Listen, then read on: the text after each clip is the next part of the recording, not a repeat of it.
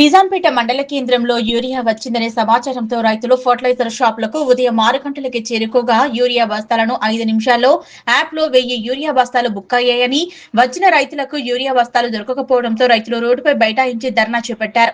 దీంతో రోడ్డుపై వాహనాలు ఎక్కడికక్కడ నిలిచిపోయాయి. సీఎం డౌన్ వ్యవసాయ అధికారి రావాలంటూ నినాదాలు చేశారు.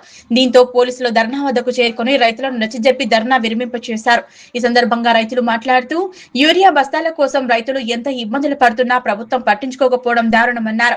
యాప్ ద్వారా రైతులు నష్టపోతున్నారే కానీ బస్తాలు దొరకడం లేదని, ప్రభుత్వం వెంటనే యాప్ ను తొలగించి పాత పద్ధతి మాదిరిగా యథావిధిగా పాస్బుక్ల ద్వారా యూరియా బస్తాలను అందించాలని డిమాండ్ చేశారు. యాప్ పేరిట ఫర్టిలైజర్ దుకాణదారులు బ్లాక్ దందా కొనసాగిస్తున్నారని యాప్ ను తొలగించాలన్నారు.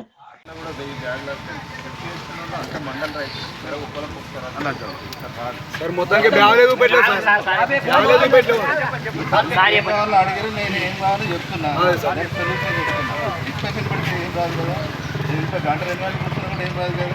నేను ఏమంటున్నా, వాస్తవానికి ఏవో గారితో కూడా మాట్లాడినా. స్టాక్ మొన్న 500 ఇవాళ కూడా 1000 వచ్చిందట. మార్నింగ్ ఏవో గారు కూడా చెప్పారు. అంతా బుక్ చేసుకున్న వాళ్ళు ఆన్లైన్లో మన రైతులే సార్. వాస్తవానికి మండలి వేరే మండలంలో కూడా బుక్ కాదట. అది ఆన్లైన్లో క్లియర్ కట్టి షో అవుతుంది.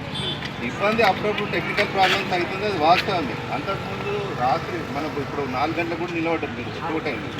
అదనికంటే ఇది కొద్దిగా బెస్ట్ సిస్టమే సార్. వాస్తవానికి కొన్ని ఇబ్బందులు ఉన్నాయి కానీ ఇవాళ బుక్ అయిన 15 రోజుల దాకా బుక్ కాదు, వేరే వాళ్ళకు అవకాశం వస్తుందని చెప్తున్నారు.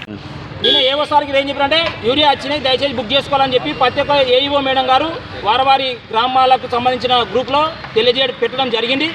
దాన్ని చూసుకొని రైతులందరూ మేము పొద్దున 6 గంటల బుక్ అవుతాయంటే మేము అందరం వచ్చి 6 గంటల బుక్ చేసుకోనికి మేము సిద్ధమైతే ఒక్క నిమిషం ఒక సెకండ్ ఇట్లా వచ్చిన సంచులు ఒక బ్యాగ్ ఇట్లా కనిపించలేదు.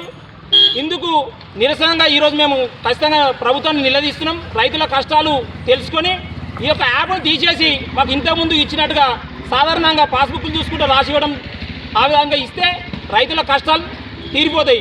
ఈ యాప్ ద్వారా చదువుకునే వాళ్ళకి చాలా ఇబ్బంది అవుతుంది.